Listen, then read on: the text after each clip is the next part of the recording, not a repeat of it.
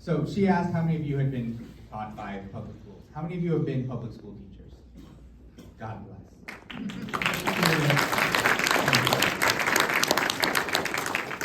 Our public schools are our first point of contact for most families in terms of engaging with the government, engaging with government services. Particularly, my background is working in Title I schools, which is in low-income, under-resourced communities. This is where parents and families come when they have food instability, when there is unstable housing, when there are DCF problems, when there are mental health problems, when there are challenges. This is where we're the first point. And,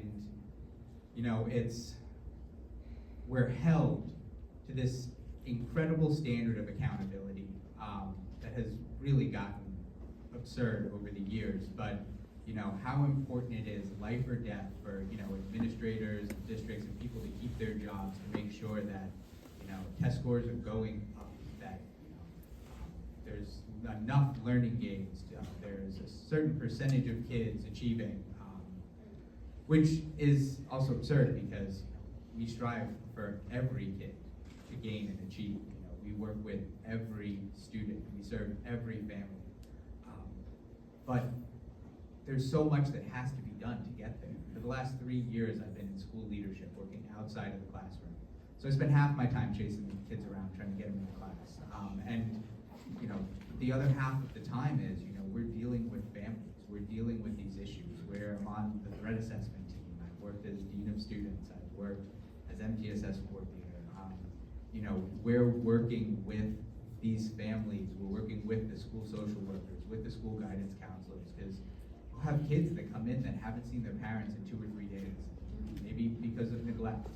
And that's an issue that we might have to contact law enforcement about.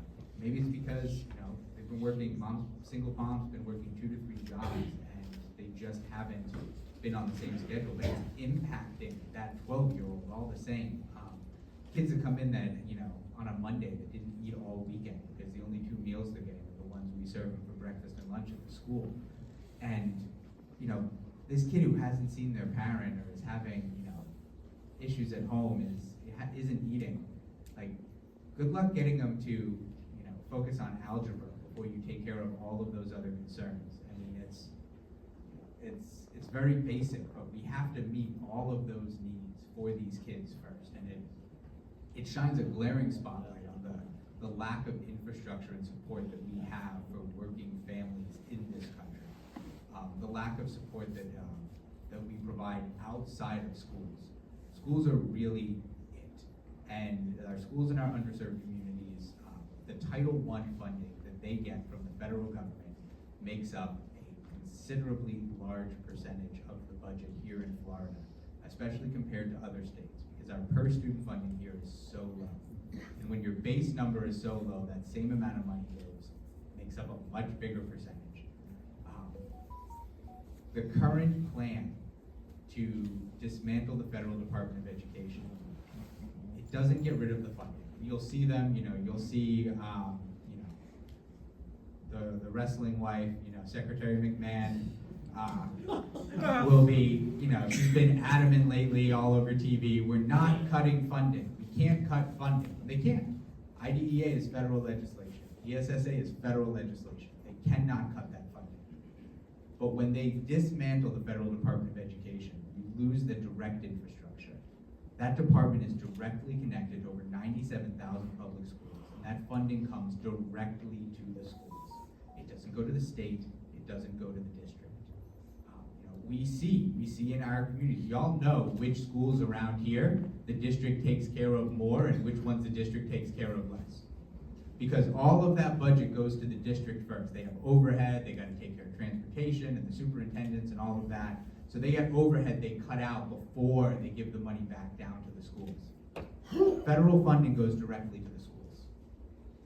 The plan is that it's gonna be disconnected and it's gonna go to the states.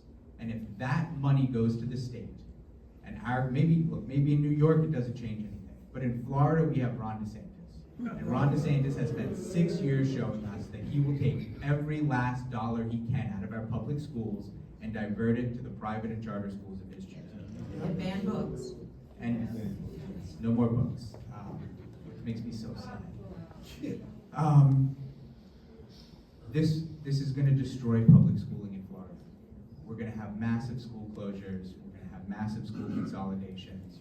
There's no way we can manage class size without federal supplemental funding. The state of Florida does not fund our schools enough for us to be able to meet the needs of our special needs students to take care of and run these schools. We are stretched saran wrap thin as it is. This is a real threat. This is not a partisan threat. It's not that, like, if you wear a red hat, your kid's school is fine, and if you wear a blue hat, you're in trouble. Every child, every family, every school is at risk in the state of Florida and across the United States if we do not get in front of this in Congress this year. There is legislation already proposed that will do this, but it must be congressionally approved. And with this election, we have an opportunity to get in front of it, to stop it, to protect our schools for our children, our families, and our future.